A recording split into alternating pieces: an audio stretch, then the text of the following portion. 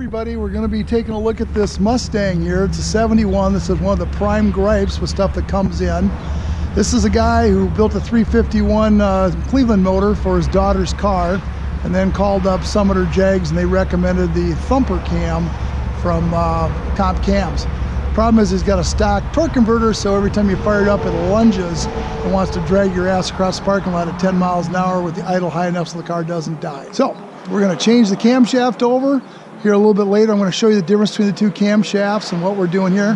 We'll be looking at the different lobes and how the performance works on these cars so you don't make the same mistake that this guy did. I will show you how this goes. And there's all of our parts going in, new springs, everything else that goes with it. Here we go. Starts just fine. We'll put it into gear. If he wants to lunge against that and start pulling you across the parking lot, it goes faster. I'm not going in at all, chopper. I'm just doing a YouTube thing. So what we're gonna do is we're gonna change this out with a little bit smaller camshaft but higher lift. So it's gonna work better, make the same amount of power up at 5,500 RPM, but it's gonna actually run and drive real nice. So that's what we're gonna do in this thing, and we'll start getting it apart. See how it wants to lunge, see how it's kind of shaking all over the place? Yep, big camshaft, stock everything. No good. Why did you see this one? We're going to be putting a set of gears in this truck and tuning it tomorrow night. It's got a 4.62 valve motor in it out of a 2008 Crown Victoria cop car. It's all been customized up and it's got a set of my stage 2 cams in it. So we're going to set this thing up, a little hot rod overdrive transmission of the thing, and you can take a look at this. Guy did a nice job in this, nice paint. Got everything matched up. I'm going to take it back and finish it up. I'm going to put a wood bed in it. See, it's got the 8.8 Ford rear end in the back. It's got the cute little zoomy tips on it, which just make a lot of noise and don't do a whole hell of a lot. It'll be a little fun for everybody. See some of these custom little things this guy's done. Push button start inside. We'll be doing that next. Good morning, everybody. It's Bart Wells, High Tech Motorsport. I appreciate all you YouTube guys that have signed up and are subscribers on my channel. Promised you some good stuff here, and this is going to be #1 in a list of works in progress, let's say, so I really want to help all you guys out there with the 7,000 plus cars that I've done on the dyno since 2003, and all the engines I've built and all the engines I've fixed for other people. I want to give out information.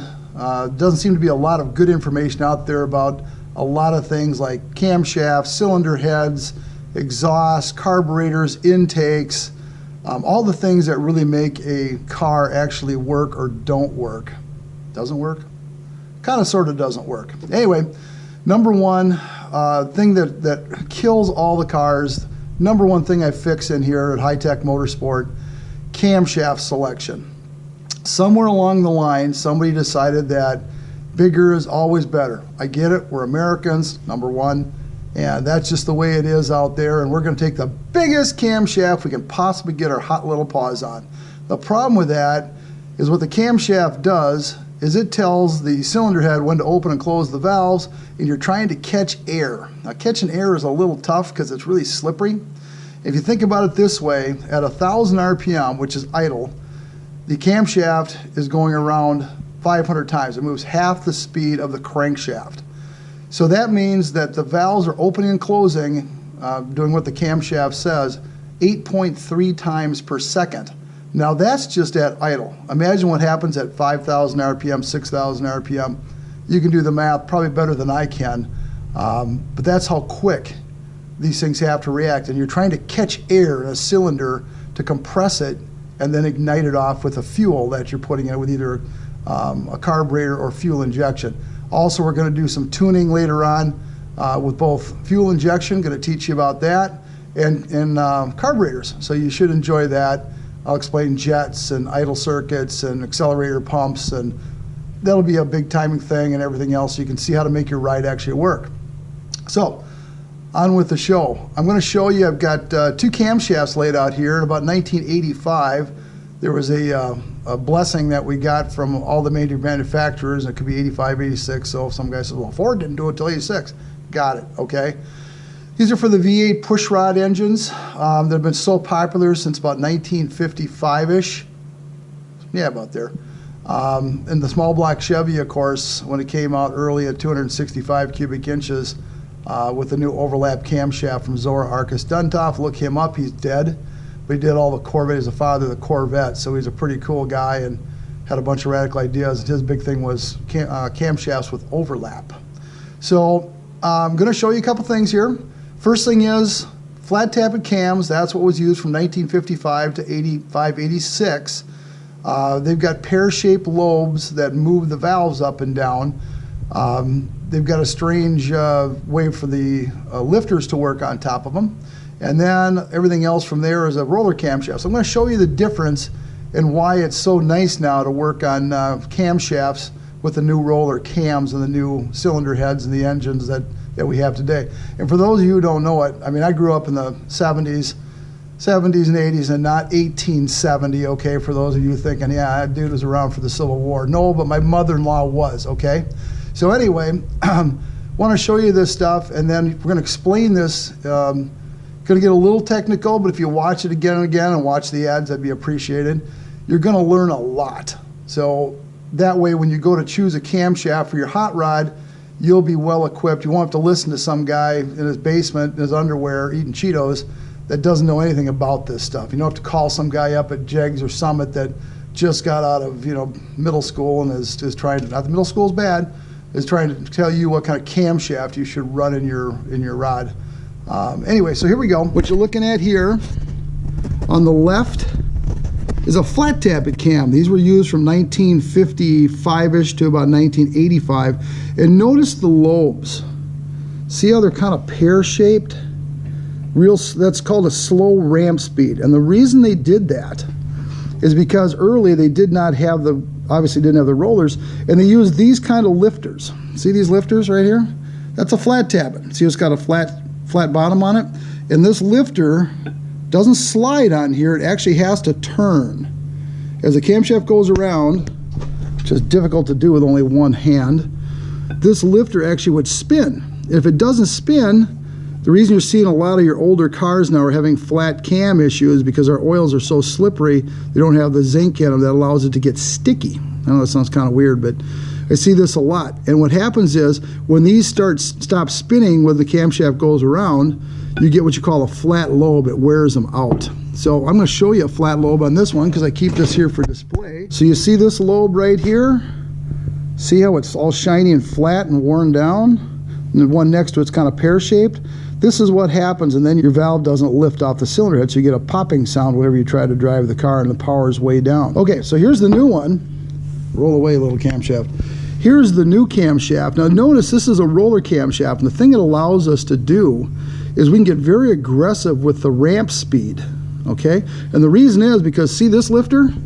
This is on the bottom, it's got a roller, it's called a roller lifter. And there's little bearings in here and it rolls. So it doesn't have to worry about sliding on top of the camshaft, it just rolls up and down. That allows not only to cut down the friction, but it also allows us to use very aggressive ramps, and we get a better grip on high RPM. We don't have any problems with spring pressure. You can crank the spring pressure up in your cylinder heads to make it work. So that was this is a hydraulic roller, which I use all the time, with a few exceptions in race cars that are turning 7,500 RPM with high spring pressure. We'll go to a solid roller, which still has a roll in the bottom, but does not have the little cup inside that's hydraulic. Hope you can see that right there. We're going to stick with, I'm going to go over just camshaft design for both new and old, because it all is the same actually. It's just opening and closing the valves to try to trap as much air as you can at whatever RPM you want your car to work at. So, number one, there are really only three, count them, three things in a camshaft that make a difference. Okay, so all this hocus pocus stuff you see with some people is out the window. So you have lift, this is all high-tech stuff here, so everybody pay attention.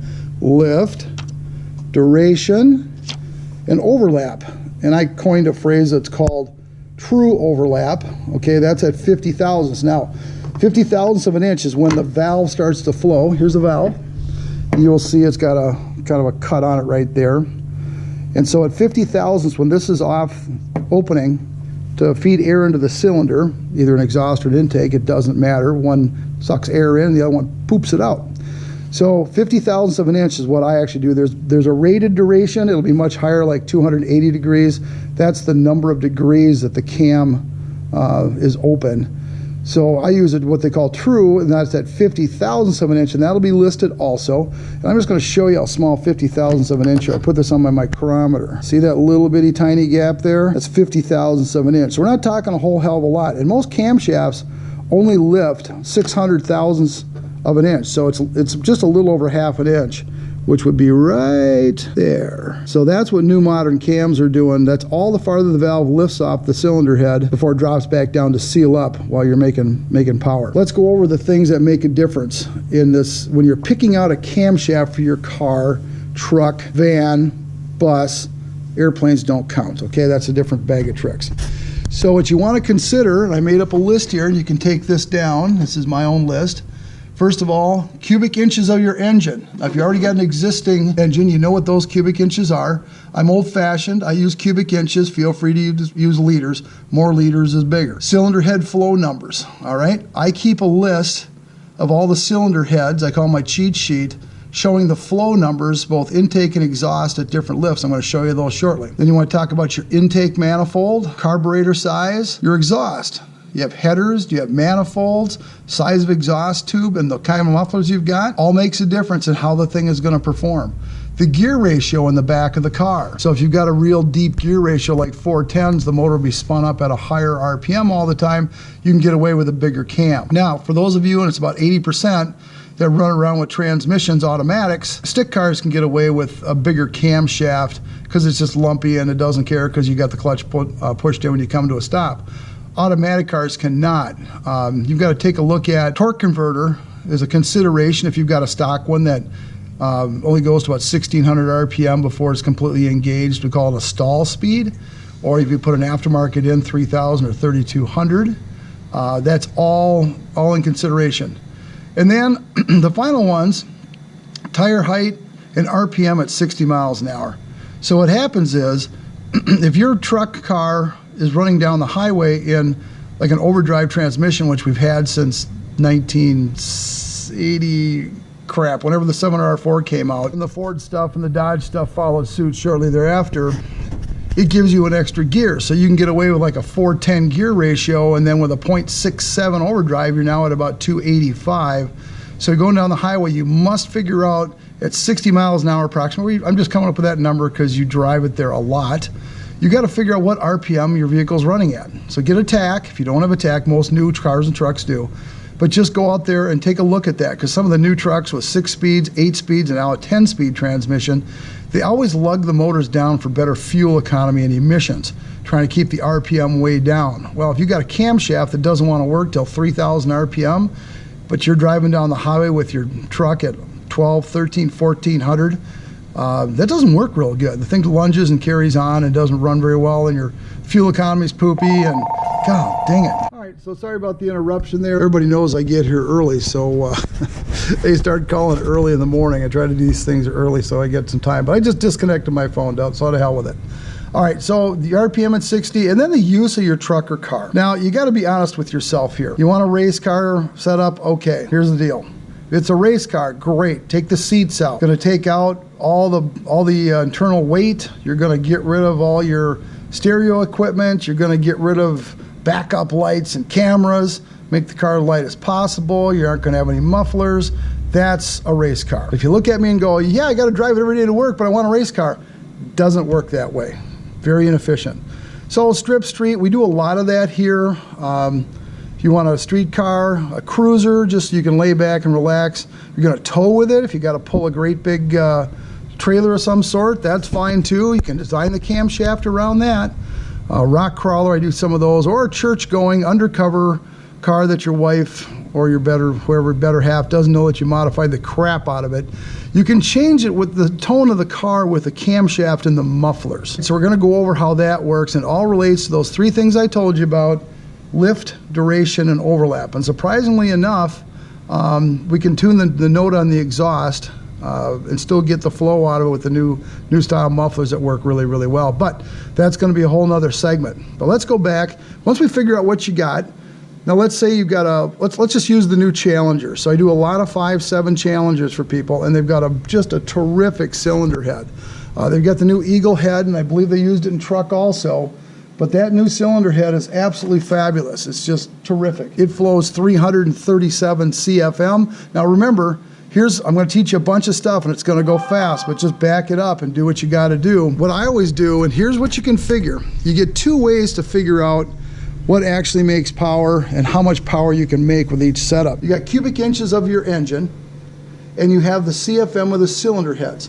Now, just like a symphony, if you ever listen to a symphony, the winds, the percussions, the brass, they all work together and one doesn't overpower the other one, otherwise it sounds silly. Same as with an engine. If you end up with a great big camshaft, itsy bitsy tiny cylinder heads, and small exhaust, the camshaft just starts to work, the cylinder heads are all done, and the exhaust can't move it out, you get a shitty running motor, okay? Runs crappy down low because the camshaft doesn't work, and then as the camshaft starts to work at higher RPM, the cylinder heads can't flow any more air, and you're stuck. So we don't want to do that.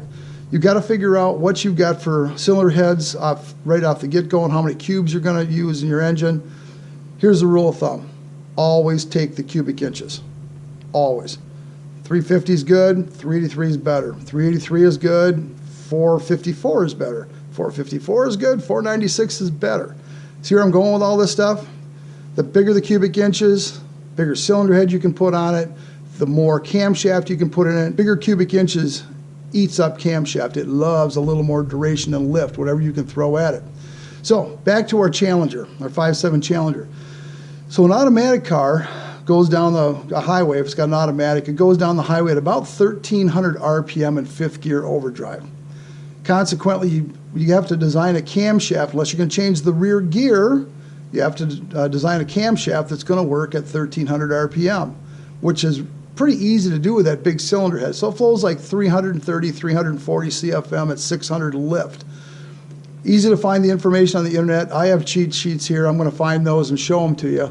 But I always go to where the maximum flow of that cylinder head is and then end up putting the camshaft lift slightly higher than the max flow so that you've got the lobe opening up and going a little higher so it allows the load to be open a long time. The least important is the lift. A lot of people are like, oh, you got to do this, it's got to have a slow ramp on the exhaust. Ah, bullshit. Don't care about that. You just look at what the cylinder head makes for maximum flow and put your camshaft lift at that number, you'll be fine. The other thing you got to remember is lobes are not all created equally. I've got a comp builder's book, which you can call comp and get one, but it lists all the lobes that they make and what they do at 200 thousandths lift. So it's actually the ramp speed. Well, we'll come back to that a little later. So the two things that are the most important in designing a camshaft are duration and overlap. And I go with true overlap, as I've told you, because that's 50 thousandths off lift. And that's when the valve really starts to flow air. Now, what I found with the new style cylinder heads that flow extremely well, LS3, the Apache head on the 6.4 stuff, the Eagle head on the 5.7 stuff, some of the big Ford Windsor motors from a long time ago, the aftermarket heads, just got to get the specs on them. And don't worry about it. I get a lot of people going, well, I got a 302 Ford Windsor, so the guy told me I should get the 170 intake runner size for cylinder heads, the small ones. I'm like, why? Well, because he says the port flow is not going to be right. Look, the better the cylinder head, the smaller camshaft you can design that works more efficiently. And that way, if you want to go to a 347 or want to do a 408 Windsor later on, you've got everything in place. You just switch out the camshaft so the heads will breathe. But replacing the heads is expensive. They're like $2 grand for a set of those things wicked up and ready to rock and roll. So always buy the big cylinder heads. We'll fix it with a camshaft. Let's not get carried away here. Don't do that. Oh, you know, it's a slow port velocity. Right, okay, that means you can't tune it and you don't know how to design a camshaft. Got it. Okay, so back to our tutorial here. So the duration is the amount of time that the lobes, and here we go. Corey was all over me about this thing. He said, okay, they look like, I got these high-tech things here. They look like boobs. Well, we're not going to do that, okay? We're just going to kind of go with that. So you've got your duration. You see it on the bottom right there. It says duration. I just came up with 220 degrees. And then you've got, I put it on a 108 lobe sep. Now everybody gets excited about lobe sep. What is that? Well, it's really easy. The lobe separation is from the top of one lobe to the other. Okay? right there to there. That's all it is. So all these guys doing the, well, you know, we put it in a 108 lobe sep. Good for you. Still got to look at the duration, because you'll notice my other set of not boobies here. This is 230. See how they're a little bit bigger? And the lobe sep goes up. When the lobe separation, if you keep it at 108, let's say it's at the same 108 lobe sep from here to here, but the lobes themselves are bigger at the bottom, these are 230, 230, your overlap changes. So when you keep a 108 lobe separation, and I've got this here, so a lobe separation, 220 degree on both intake and exhaust, and a 108 lobe sep gives you an overlap, a true overlap of 4 degrees. That's when both valves are open, intake and exhaust. That's what gives you the do-do-do-do-do-do-do-do-do. In this case, with 4 degrees, it's going to go do-do-do-do-do-do-do-do. It's not quite as aggressive. You go to a 230 on the same 108, because the lobes are bigger, you end up with another 10 degrees of overlap. You added 10 here, divided by 2, gives you an extra 10 degrees of overlap. Now that one's going to make a bunch of noise. That's going to be the do-do-do, that type of thing. Now you may not need or want that depending on what you're doing. When you figure out what you're doing for cylinder head, and the 5.7 is what we're talking about right now, it's got some unique characteristics about it. It flows 180 CFM on the exhaust. So always look at the percentage. The intake is 330 CFM, and generally you can take the intake CFM, multiply by 2, so that's 660, add 10%. So you add 10%, that puts you up to 710 horsepower. That is roughly what you can make from that cylinder head without having to port it up. The other characteristics you got to look at is the exhaust flow. I'll put this back to my face, you believe me. The exhaust flow on the exhaust side, you can look at that too, at that same 600 lift or whatever your max lift is going to be. And what you'll find out is on that 5.7 head, it's roughly 56%. So when you have, generally if you've got it at 70% between exhaust and intake, I always use about a 6 degree low sep. So a 224 degree 230 works extremely well on 350 cubic inch engines, or a 5.7 if you will. And then you put it on with the roller cam, because it's so aggressive on the lobes going up. You can pick, like I do usually a 112 or a 113 lobe separation. And that works really well. It gives you a lot of noise, grumble, rumble type stuff, but pulls really hard, and it'll work at your 11 or 1200 or 1300 RPM as you're cruising down the highway. Now, if you've got a bigger motor, a 6.4, or you bored it, made it into a 426 like we do all the time, you can feed the cubic inches.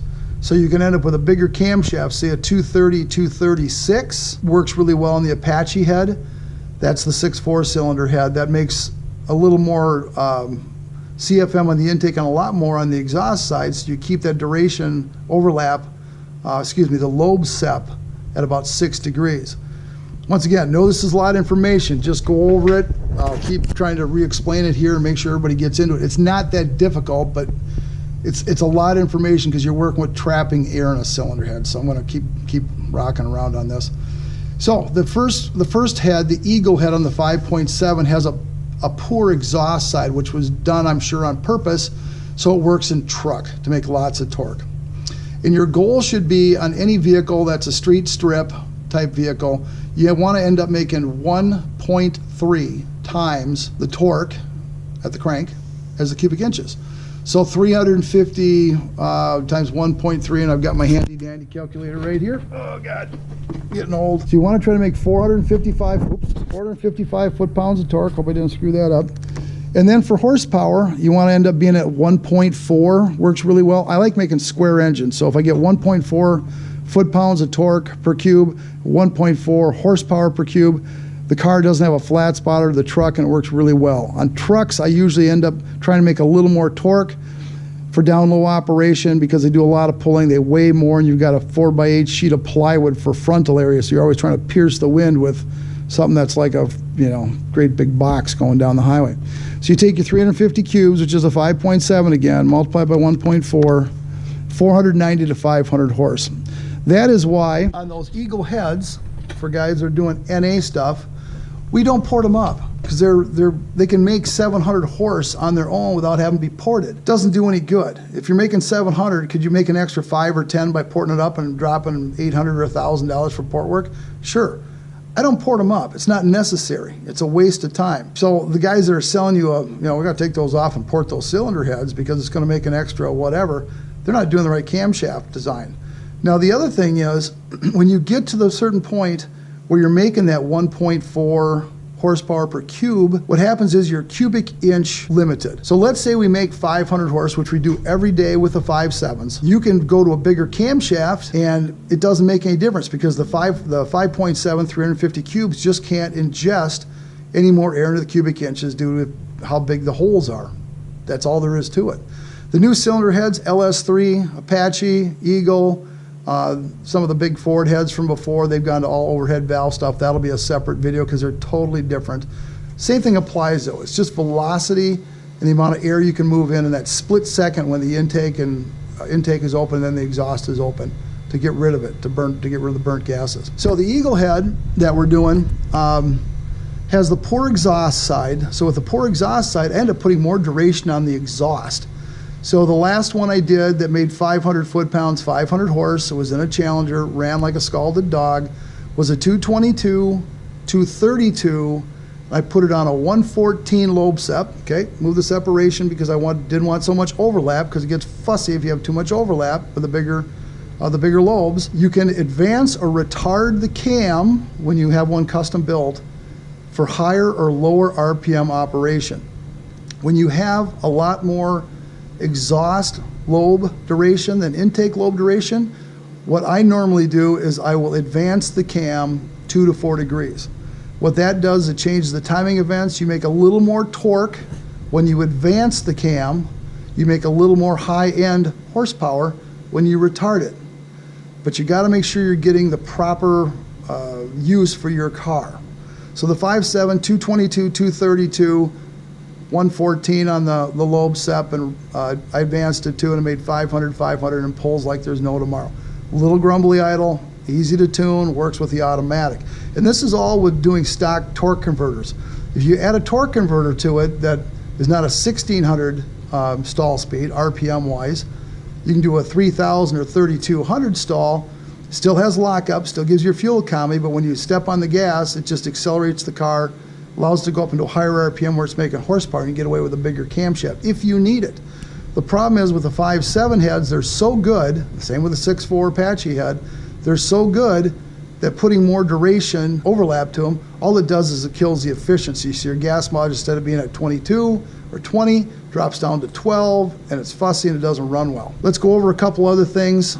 LS1 heads flow about 240 to 250. At 260, they start going supersonic around one of their corners. That's why they made the new LS3 head. The LS1 head likes a 226, 231 for spirited performance. Put it on a 112. It'll make 400 and, geez, what the last one make? It made 370 with the automatic. The LS, you got to have a good LS6 intake and headers. But those things will limit out with the cubic inches at about 475 to 500 horse. The head just won't flow anymore no matter how big a camshaft you put in, then it just runs shitty.